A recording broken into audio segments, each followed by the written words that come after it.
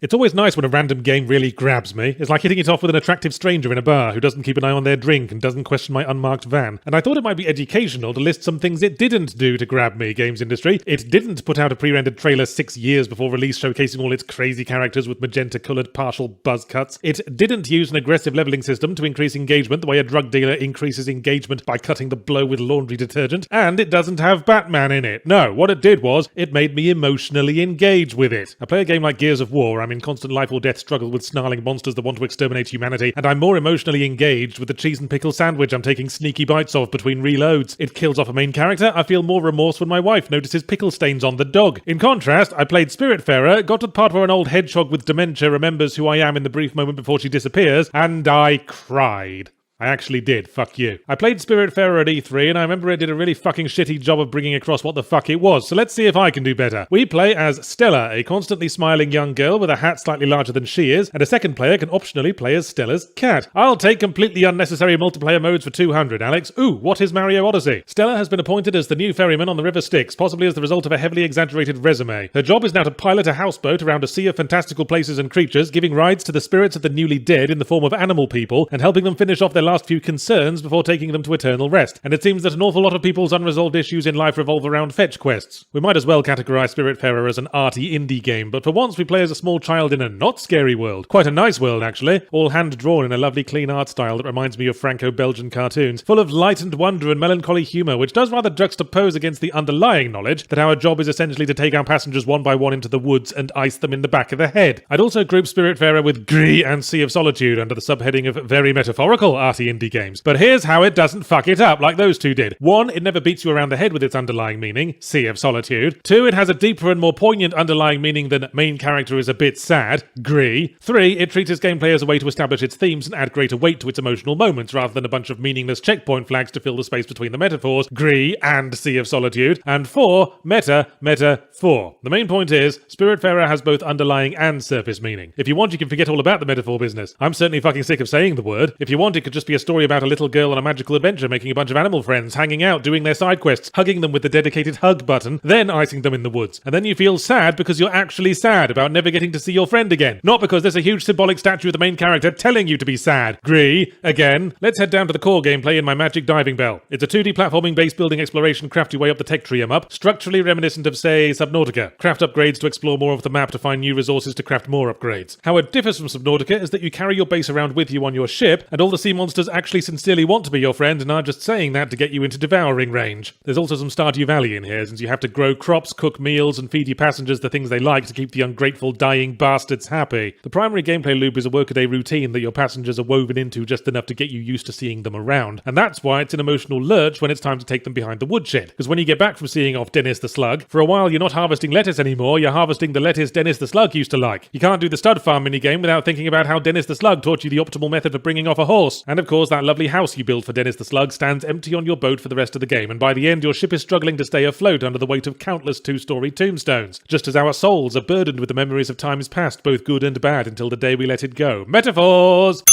Oops, I think I heard the bell. That means it's time to qualify that praise. Spiritfarer might be a little bit too proud of its hand-drawn animation. A lot of the workaday activities have animations that go on just a bit too long. Endearing as it is to watch Stella boggle in wonder as her magic oven gloves appear, 300 times later I wish she'd fucking get over it at last so I could just have my fucking cheese sticks. I'm also annoyed by the way the game insists that we go to sleep at night. Yeah, I'd say that's when most people go to sleep, genius. But there's no exhaustion meter or any particular reason to go to sleep, except your boat stubbornly refuses to move when it's dark, and I'd really rather be getting on with shit. The cited reason is that Stella can't navigate when it's dark, but during the day she seems to manage perfectly well, even when milking in the cowshed, with her head halfway up Daisy's arse. Also, while the story is brought across by the atmosphere and visuals is very effective, it falls short in the dialogue. It's a bit overwritten. Yes, the final monologue before a character gets iced is usually a bit of a knee in the feely parts, but at other times there are too many characters whose quirk is that they talk too much. Accidentally press talk instead of buy while interacting with the merchant, and you're locked into the mashed message skip mambo for 30 seconds. Finally, Spiritfarer fails to stick the landing. Once you've iced enough motherfuckers, you get a sequence that reveals a significant significant truth about Stella, and it's the high point where the game should have ended. Sadly, the nature of the beast means it instead goes, right, when you're done finishing off your last few grindy side quests, come back here to end the game properly. And then Stella's journey inevitably dribbles limply to a conclusion at the point when you get bored and decide to pack it in. All the emotion in the process of resolving your last passenger is lost as you're thinking, yeah, just hurry up and have a fucking epiphany, asshole. Some of us have places to be. Nevertheless, I recommend Spiritfarer. In this numb, unsympathetic world, anything that makes me feel something is worth celebrating. That's why I don't take the price tags off my underpants.